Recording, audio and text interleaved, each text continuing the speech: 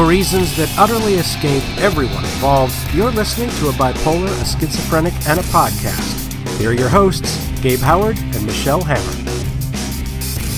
You're listening to a bipolar, a schizophrenic, and a podcast. My name is Gabe Howard, and I have bipolar. Hi, I'm Michelle. I'm schizophrenic. And we're going to talk about red flags. Basically, But Gabe, you forgot to say what this is. this is a podcast. I said that. We know we didn't. I did. I said this is a bipolar, schizophrenic, and a podcast. I messed up. But you know what I did forget to say, so I am glad that you brought it up. On March 30th, it is World Bipolar Day. It is. It is. What a happy day or sad day. Oh, no. I kind of look at it as a both day. Like I wake up sad, but I go to bed happy and kind of vacillate back and forth throughout the day.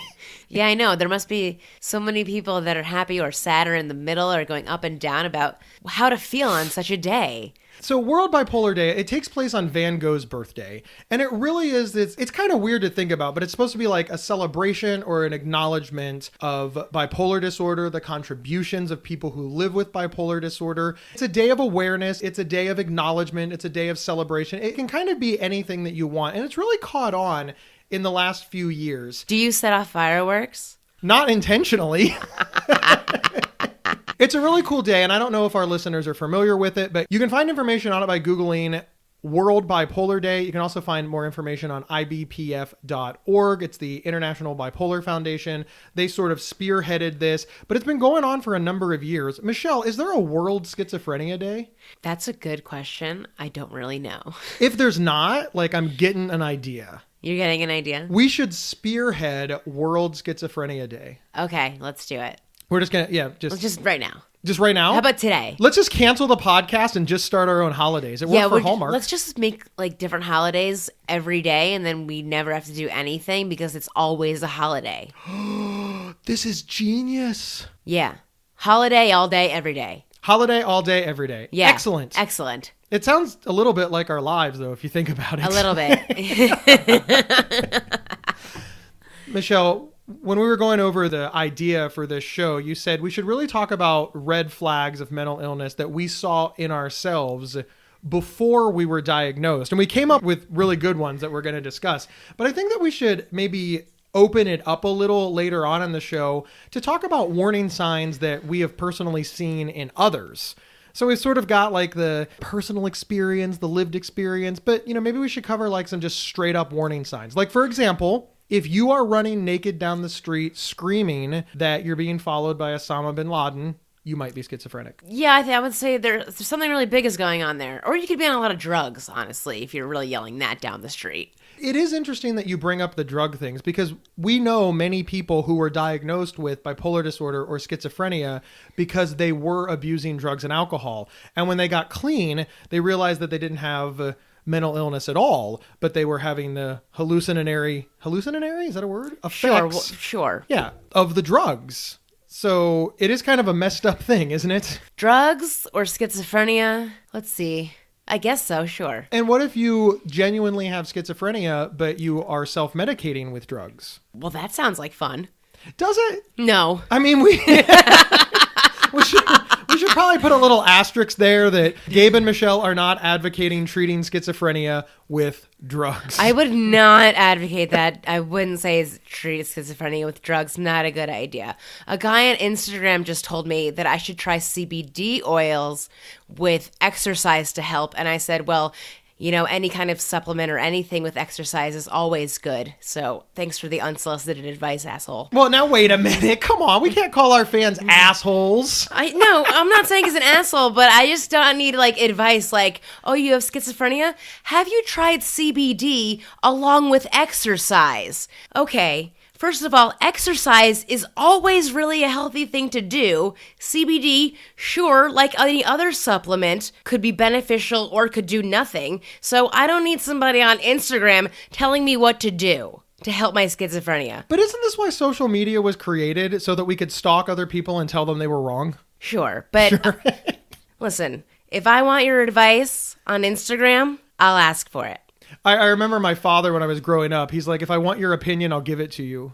That was his motto. Maybe you need some CBD and some exercise, Gabe. Maybe I need some CBD. Yeah, just take some CBD and do some exercise. You'll feel so much better. I heard it on Instagram today. It is interesting, and I want to talk about something for the younger generation while we're on this vein. You know, I'm over 40, but I remember the exercise craze of the 90s, the early 90s. And there was all these supplements that came out, all of these pills that you could buy at the gas station, exactly like CBD oil. It's going to change your life. They're better. They're amazing. And if you take the pills exactly like they order you to do so, you will lose weight. That was the big thing. They were weight loss supplements. And I always laughed because they would say things like, okay, you have to take 4 pills a day, you know, morning, noon, evening, and night. You have to take it each with a gallon of water.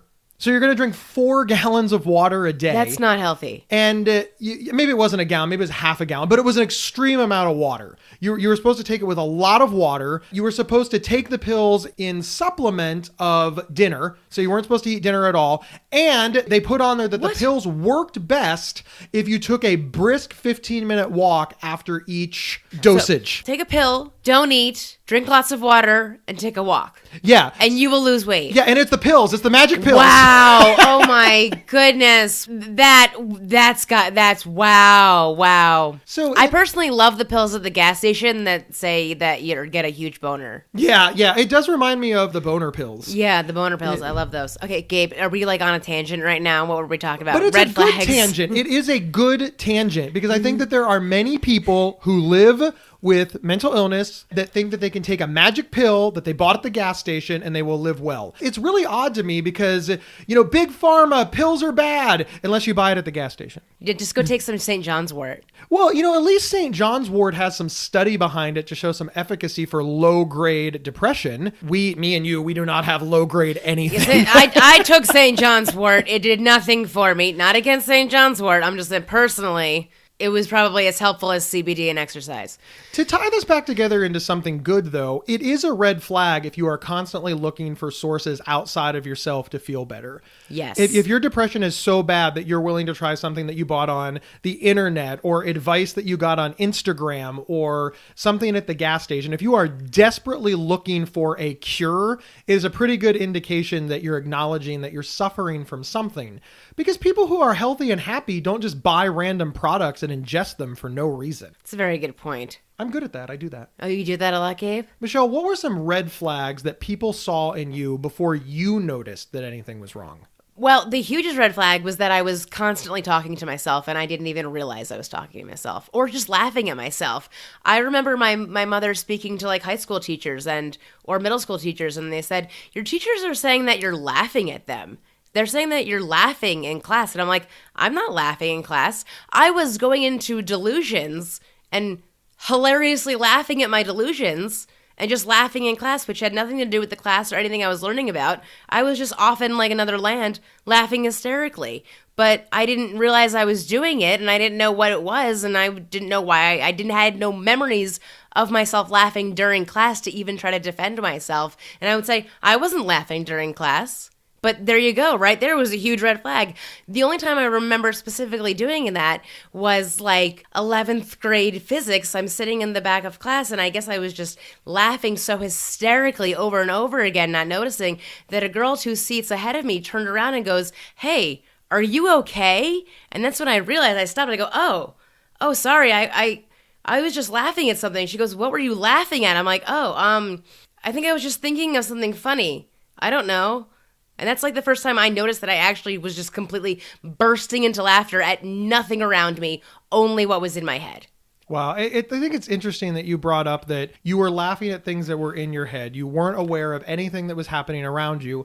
And the teachers and fellow students thought that you were like mocking them. Yeah. So now you've got 2 problems. You've obviously got the delusions, the laughter, the lack of self-awareness, and you've managed to piss off people that you weren't even aware were in the room. Yeah. And this is one of the things that makes it really, really difficult to get treatment, because nobody thought that you needed treatment, but they did think you needed punishment.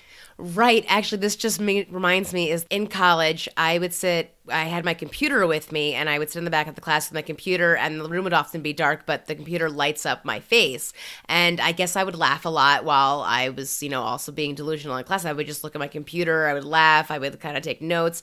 But one time I went up to the teacher after class, and I said something to him, and he goes, "Oh, by the way, I see you laughing a lot during class. Are you laughing at, like, what you're looking at on your computer, or, like, at what I'm saying?" And I go, "Oh, no, I just do that a lot." So there I was doing it again in college, just bursting into laughter, being delusional at nothing. My whole life I've been doing it, and I still didn't know I had schizophrenia. This is interesting because I think that people need to understand that the worst case scenario is that people think you're a jerk because you're laughing at them. But what if the thing that you were doing was yelling and screaming? What if you were like posturing in like a defensive thing and like raising your fist? You're a tiny little girl, Michelle, but I'm a 300-pound, 6'3" man.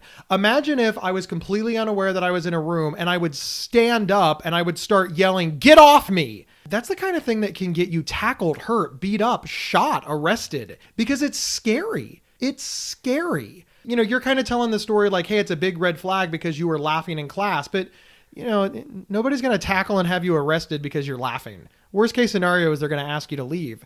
But a lot of people in our community, their delusions don't revolve around things that make them laugh. Their delusions revolve around things that make them defensive or appear angry, or it's scary. And I understand why it would be scary. If I stood up and started screaming at you, I wouldn't want you to wonder whether or not I'm having a delusion. I would want you to run. So I'm telling you that if I'm sick, run. Well, that means you're not helping me, but you really can't risk it. I'm 150 pounds bigger than you. 1 second, we're going to commercial. This episode is sponsored by BetterHelp.com. Secure, convenient, and affordable online counseling. All counselors are licensed, accredited professionals. Anything you share is confidential. Schedule secure video or phone sessions, plus chat and text with your therapist whenever you feel it's needed. A month of online therapy often costs less than a single traditional face-to-face session. Go to BetterHelp.com/PsychCentral and experience 7 days of free therapy to see if online counseling is right for you. BetterHelp.com/PsychCentral. And we're back talking about red flags.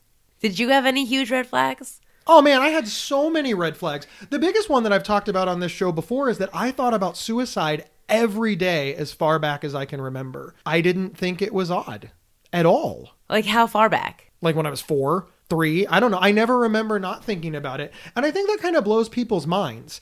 Do you remember on another episode that you said that you didn't tell anybody that you were paranoid because after all, you were paranoid? Right. And it's the way that you always felt, and it felt normal to you. The paranoia seemed very protecting, so you weren't doing anything to try to fix it. You were steering right into that curve of paranoia. I believed it. I thought it was right. Therefore, I didn't tell anybody because I didn't want to go against it because I didn't want it to get worse. You know, if you don't listen to your paranoia, it's only going to get worse because you're going to get more paranoid. Right. And the reason that you believed it is because it was just always with you. Right. Right. That's how suicidal thoughts were to me. They were just always with me. And I just assumed that everybody else was thinking about suicide as well. I'm not saying that I thought that everybody was going to die by suicide because that would be nuts. I thought that everybody was considering it. Just like I know that everybody can eat pizza. I just do. Pizza is something that's readily available. It's relatively inexpensive. So when I see people not eating pizza, I assume to myself that the reason they're not eating pizza isn't because it's unavailable to them, but it's because they don't want it. So when I see people not committing suicide, not dying by suicide, or not self-harming themselves, I just assumed it was because they didn't want to. Not because they weren't thinking about it, or not because they were emotionally healthy. I just thought they were making a choice that was different from mine. But I sure as hell thought they were contemplating it. I did. I thought my parents would go to bed at night and think, I wonder if we should kill ourselves tonight. Nah, we'll stick it out with the kids. That's just what I thought. I get that. When I was in high school and I had those behavioral issues, every time I was brought to any kind of guidance counselor or any kind of therapist or anything, they'd say, everything is between you and me unless you're thinking of hurting yourself or somebody else. So right at that moment, I wouldn't say anything because I was thinking of hurting myself. I was suicidal. So therefore, I never got any help because I never opened my mouth. But yet I didn't think of that as a red flag because if it was that big a deal that they were going to tell my mom that I was thinking of hurting myself, that should have been oh, it's such a big deal that they would tell my mom. That is such a big red flag right there. I was thinking, oh no, don't say a word. They'll tell my mom. I should just be quiet because I don't want her to know. When really, that's something she should have known about because that's really important to get fixed. Along that same line, it never occurred to me that anything was wrong with this because there was no mental health training. If my parents would have sat me down one day, and I know this is kind of a messed up thing to say, but if they would have sat me down one day and said, Gabe, thinking about suicide is abnormal, I would have been like, really? That really? But we never had those conversations because my parents didn't see any value in it, which is, I love my mom and dad. I want to make that very, very clear. My mom and dad are not bad people. It never occurred to them that their child was thinking about killing himself, because if it would have occurred to them, they'd have done something. We just believed all the bullshit about mental illness that most people believe. My parents were like, he's smart. He gets average grades. He's funny. He's a good kid and he comes from a good family and we're all good people. So clearly suicide isn't an issue. He's not mentally ill. But my mother to this very day says that she always described me as her Dr. Jekyll and Mr. Hyde kid. And I always point out when she says that, you're describing bipolar disorder. So my mother recognized that I had the symptoms of bipolar disorder as a teenager, but she never was able to put it together any further. And that scares me because that's a giant red flag that everybody I knew missed, even though they were all sitting around talking about it. I don't know. For a while, I was trying to tell everybody that I couldn't sleep at night. I can't sleep at night. I can't sleep at night. And I was just told, you're not getting sleeping pills. Stop trying to get sleeping pills. I don't want sleeping pills. What do you want? I want to sleep at night. That's interesting because I too had trouble sleeping and my parents had a billion reasons that it was my fault. You drink too much Mountain Dew, you're too hyper, you're watching too much television, you don't get enough exercise, or my personal favorite one, try harder. Right. Yeah, I can't sleep, try harder. And the sleeping was like the hardest thing because going to try to fall asleep was when the paranoia was almost at its worst because it would go through my entire day and everything I did that day, and it would tell me how everything I did that day was the most horrible thing I could have done, and then I would get delusional and believe that things happened that day that never happened and making it even worse than it was, and things that I didn't believe were true happened, and then paranoia, it was just went all this crazy kind of who knows, is making up all this nonsense in my head, and I would cry myself to sleep every night. And all I would say was, I just want to sleep. Please, I just want to sleep. You're not getting sleeping pills. When I said that I couldn't sleep, nobody told me that I couldn't have sleeping pills. The advantage, I guess, of being 14 years older than you is that apparently sleeping pills just weren't a thing in my generation. It's not that I wanted sleeping pills. No, I know that it's not, but nobody even thought that, when I said I couldn't sleep, nobody thought that I was sleeping pills seeking. Yeah, everyone was like, yeah, you're drug. They thought I was drug seeking. Yeah, that's bizarre. Yeah. Nobody ever accused me of drug seeking by saying that I couldn't sleep, but they didn't think it was a problem either. And everybody thought it was my own fault. Frankly, they blamed it on caffeine or my poor eating habits or I needed more exercise. There was always some reason that these things weren't my fault. We've talked a lot about being kids. We've talked a lot about like our teenage years when we were under our parents' control, and maybe you were diagnosed sooner than me, but what were some warning signs for you as an adult? Like what was adult Michelle warning signs? Like adult Michelle, considering college as well? Yeah. I mean, when you were a grown-ass woman. Well, there would be times I'd be in my room in college. Then I would just hear my other roommate, Kate, just yelling, "Who are you talking to? Who are you talking to?" And I'd be like, "What? What are you talking about?" She goes, "I hear you speaking to somebody." I'm like, "Oh, I was just working something out in my head. I was just working stuff out." But then other times I'd actually be on the phone and she'd yell, "Who are you talking to?" I'd be like, "I'm on the phone, Kate, leave me alone." But this would happen so often. And then other times my friend, like Wendy, she'd just be like, "You're schizophrenic." And I'd be like, "No, I'm not schizophrenic. That's voices outside your head, not inside your head." And they're like, "Are you sure about that?" And I'd be like, "Yeah, I'm definitely not schizophrenic, guys. Don't worry about it. Don't worry about it. I'm not schizophrenic." So that's why when I told them I was, they were like, "Yeah, no shit. We told you that." Yeah, that's... They knew. They knew way before me. So when I told them, it was like telling them that I have brown hair. Like, we know. We already knew this about you. What What are you even trying to tell us? Like, you're telling us nothing. That's always a fascinating part of your story to me.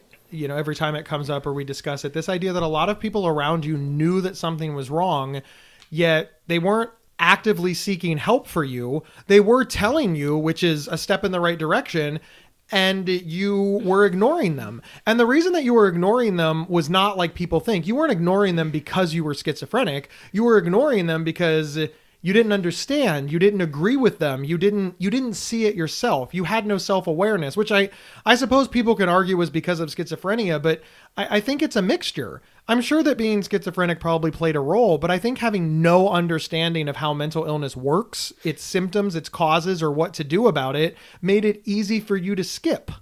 Yeah, I think so. I mean, I was diagnosed as bipolar, so I thought I was just bipolar, but then I kind of knew that those symptoms didn't fit. Whenever I Googled the symptoms, I was like, I really don't have this, but I might have something worse, but I don't want to look it up what's worse, and I don't want to believe other people, so I'm just going to say that I'm bipolar and leave it at that.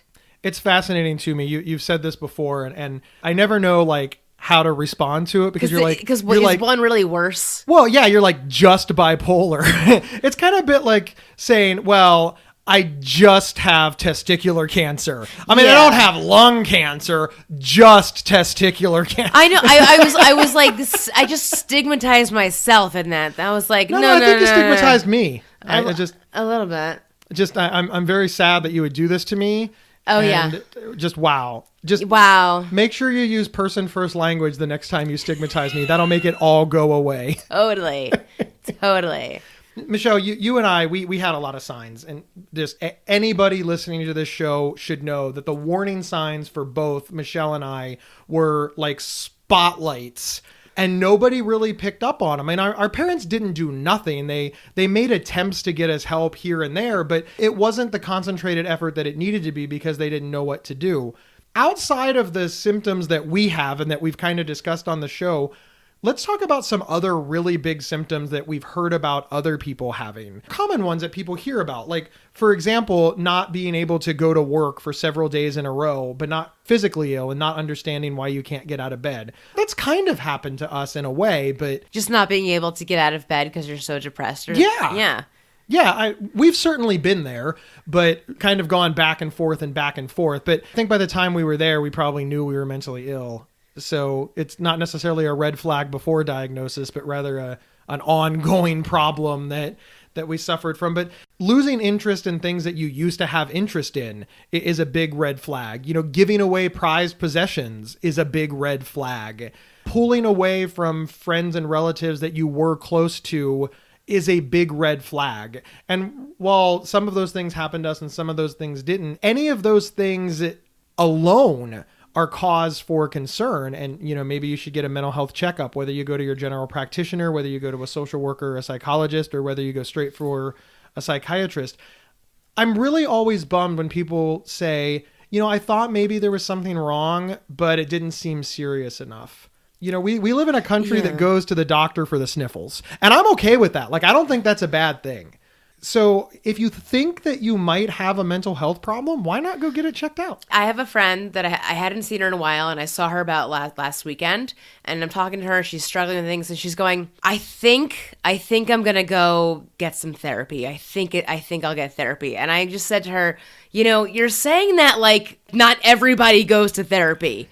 Everyone goes to therapy. It is incredibly common to go to therapy. And I'm trying to explain to her that her thinking that therapy is like so taboo and that she's going to go because, and she's like kind of almost seemed ashamed of it, that she could possibly be going to therapy and it's such a bad thing and that she thinks she needs it. And I'm just telling her, everybody goes to therapy. Everybody does it. There's no shame. If you ask 10 people and ask them who's been to therapy, at least half the people are going to raise their hand. There's no shame in going to therapy. If you think you have to go to therapy, don't make a huge deal about it. Just go. It's fascinating to see how therapy has sort of evolved from the generations. Like, my grandfather is 88 years old and he's like, therapy is bullshit. Nobody should go, be a man.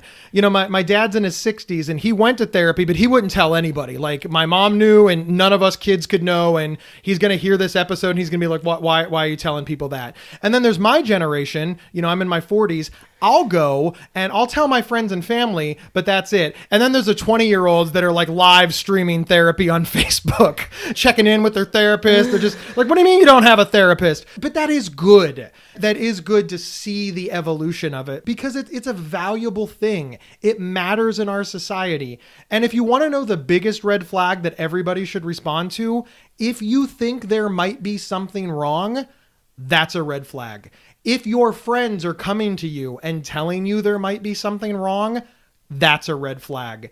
Don't look for the giant ones. Pay attention to the small ones because like all other illnesses, early treatment is key. Thanks again for spending this week with a bipolar, a schizophrenic, and a podcast. Remember to share, like, subscribe, make Michelle and I famous. And if you get a chance, hop over to GabeHoward.com and buy my book, Mental Illness is an Asshole. And of course, I have to be fair. So head over to schizophrenic.nyc and buy a shirt. You can also go to store.psychcentral.com and buy the Define Normal shirt. They are almost out of stock, and I'm not sure we're going to be ordering more. We will see everybody next week. Red flag. You've been listening to a bipolar, a schizophrenic, and a podcast. If you love this episode, don't keep it to yourself. Head over to iTunes or your preferred podcast app to subscribe, rate, and review. To work with Gabe, go to GabeHoward.com. To work with Michelle, go to schizophrenic.nyc. For free mental health resources and online support groups, head over to psychcentral.com. The show's official website is psychcentral.com/BSP. You can email us at show@psychcentral.com. Thank you for listening and share widely.